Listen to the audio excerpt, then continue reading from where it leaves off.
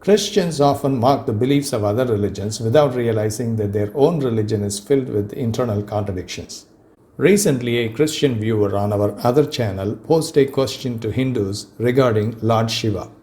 He asked, when Shiva was meditating on a mountaintop, to which god was his meditation offered? At first glance, this question sounds reasonable. Hindus do claim that Shiva is God. If that claim is taken seriously, a fair philosophical question follows. Why would a divine being need to meditate or perform penance? Meditation is not usually understood as a divine attribute. It is an act associated with seeking, discipline, or dependence. A truly supreme being would not need to meditate because meditation assumes that the one who meditates is limited in power, lacks knowledge, or that there exists a higher or external divine reality apart from the one who meditates. So yes, within that framework, this Christian commenter asks a very valid question. But let me be very clear about something. When a Christian asks, if Shiva is God, who was he meditating to? This is not a casual or innocent question. This line of reasoning is a standard Christian theological argument, commonly used by Christian apologists to invalidate Hindu gods and other non-Christian deities. In an online Christian apologetics debate, a Christian apologist attempts to prove that Hindu gods are not truly gods.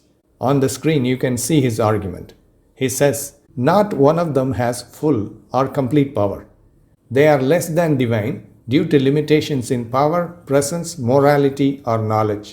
I define God the way the Bible does, a supreme, supernatural divine being. Anything less than that is not God. According to this Christian definition, any being that lacks completeness in power, authority, or self-sufficiency cannot be God. From that standpoint, when Christians ask if Shiva is God, why did he meditate? It appears to be a strong and challenging question. No doubt about that. But here is the problem. Christians raise such questions with the assumption that their own religious system is cohesive, internally consistent, and intellectually superior. They behave as though Christianity stands on a higher platform, qualified to interrogate, judge, and even mock other belief systems. However, when we examine Christianity closely, it turns out to be far more problematic than they admit. So when this Christian commenter on my channel asked, if Shiva is God, then to whom was his meditation offered? I responded with a very simple question to expose the contradiction in their own belief system. I asked, you believe Jesus is God, so tell me, when Jesus prayed, to whom were his prayers offered? Christians claim that Jesus is God, not a prophet, not a created being, but God himself. If that claim is true, the same question must be asked. Can a divine being pray? Prayer, like meditation, assumes dependence, submission, communication with a higher authority. A God who prays is either not supreme or not truly God. You can see on the screen direct passages from the Bible that portray Jesus praying.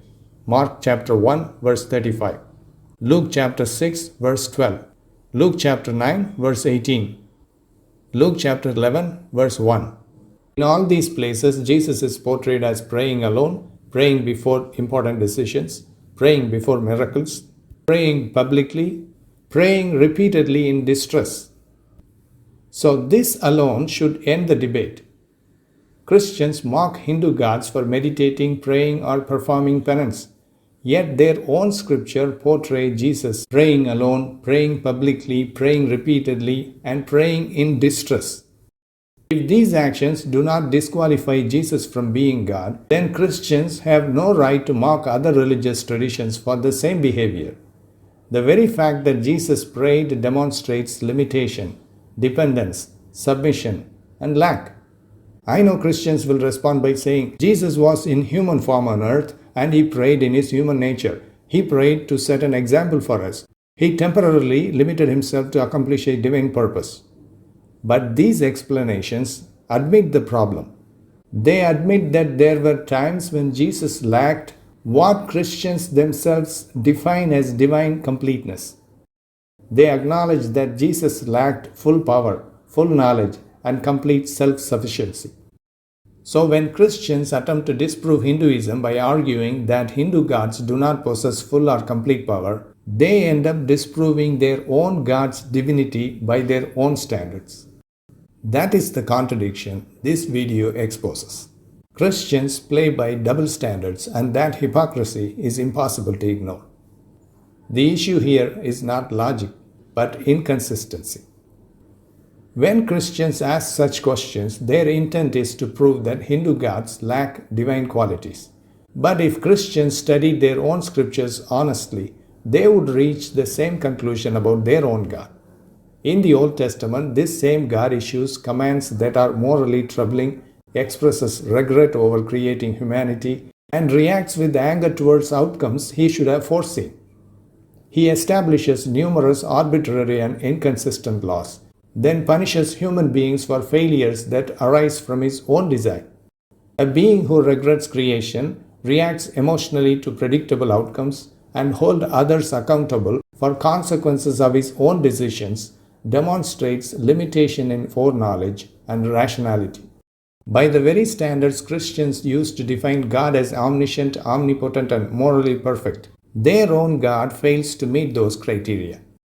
How then can such a being reasonably be called God? Now, let me be clear. Every religion contains contradictions because every religion is a human construction. Christianity is no exception. So Christians have no special privilege to judge, mock, or interrogate the beliefs of others, especially when their own system collapses under the same standards they apply to everyone else.